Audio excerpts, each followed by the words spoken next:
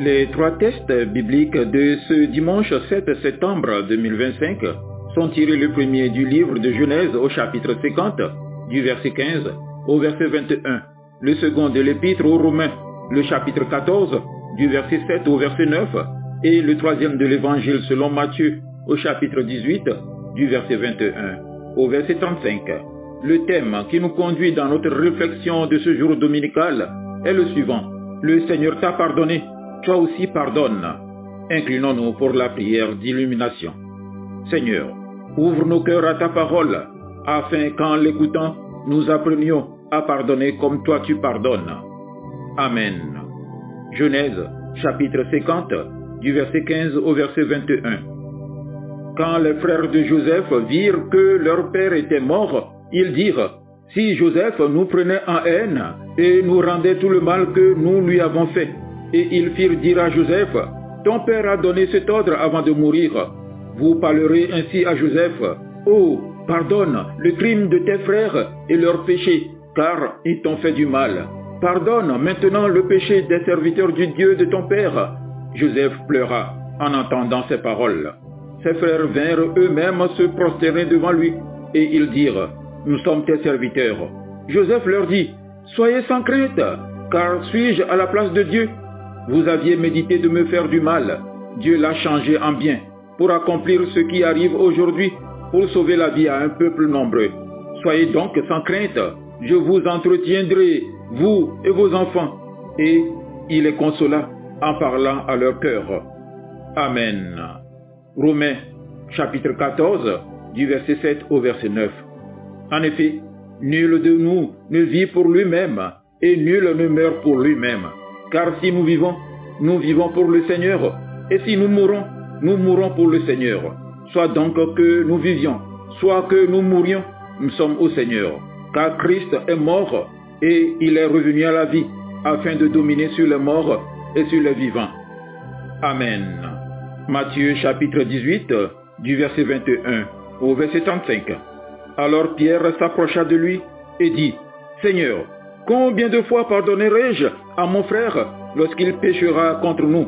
Sera-ce jusqu'à 7 fois? » Jésus lui dit, « Je ne te dis pas jusqu'à 7 fois, mais jusqu'à 70 fois 7 fois. C'est pourquoi le royaume des cieux est semblable à un roi qui voulut faire rendre compte à ses serviteurs. Quand il se mit à compter, on lui en mena un qui devait 10 000 talents. Comme il n'avait pas de quoi payer, son maître ordonna qu'il soit vendu, lui, sa femme, ses enfants et tout ce qu'il avait, et que la dette soit acquittée. Le serviteur, se jetant à terre, se prosterna devant lui et dit, « Seigneur, aie patience envers moi, et je te payerai tout. » Ému de compassion, le maître de ses serviteurs le laissa aller et lui remit la dette. Après qu'il fut sorti, ce serviteur rencontra un de ses compagnons qui lui devait 100 deniers. Il lui saisit et l'étranglait en disant, « Paie ce que tu me dois. » Son compagnon, se jetant à terre, le suppliait disant, « Aie patience envers moi, et je te payerai. » Mais l'autre ne voulut pas, et il alla le jeter en prison jusqu'à ce qu'il ait payé ce qu'il devait. Ses compagnons, ayant vu ce qui était arrivé, furent profondément attristés, et ils allèrent raconter à leur maître tout ce qui s'était passé. Alors le maître fit appeler ce serviteur et lui dit, « Méchant serviteur, je t'avais remis en entier ta dette, parce que tu m'en avais supplié. Ne devais-tu pas avoir aussi pitié de ton compagnon, comme j'ai eu pitié de toi? » Et son maître, irrité, le livra au bourreau, jusqu'à ce qu'il ait payé tout ce qu'il devait. C'est ainsi que mon Père Céleste vous traitera, si chacun de vous ne pardonne à son frère de tout son cœur. Amen. Frères et sœurs bien-aimés, la parole de Dieu aujourd'hui nous appelle à un chemin exigeant mais libérateur, le pardon. Et nous pourrions le résumer ainsi. Pardonner, c'est voir plus loin que l'offense, c'est croire que Dieu peut transformer une blessure en bénédiction. Au cours de cet appel, c'est l'Évangile qui nous donne la lumière. Pierre demande à Jésus, « Seigneur, combien de fois dois-je pardonner? Jusqu'à 7 fois ?» Il pensait être généreux, mais Jésus élargit infiniment. « Je ne te dis pas jusqu'à 7 fois, mais jusqu'à 70 fois 7 fois. » C'est-à-dire pardonnez toujours, sans compter. Et pour graver cette vérité dans nos cœurs, Jésus raconte la parabole du serviteur impitoyable. Cet homme a reçu le pardon d'une dette immense, impossible à rembourser. Mais au lieu de laisser ce pardon le transformer, il se cramponne à une petite offense commise par son compagnon. Il reste prisonnier de la rancune, incapable de voir plus loin que l'offense. Frères et sœurs, n'est-ce pas souvent notre tentation? Nous oublions la grandeur du pardon reçu de Dieu et nous nous accrochons à de petites dettes humaines.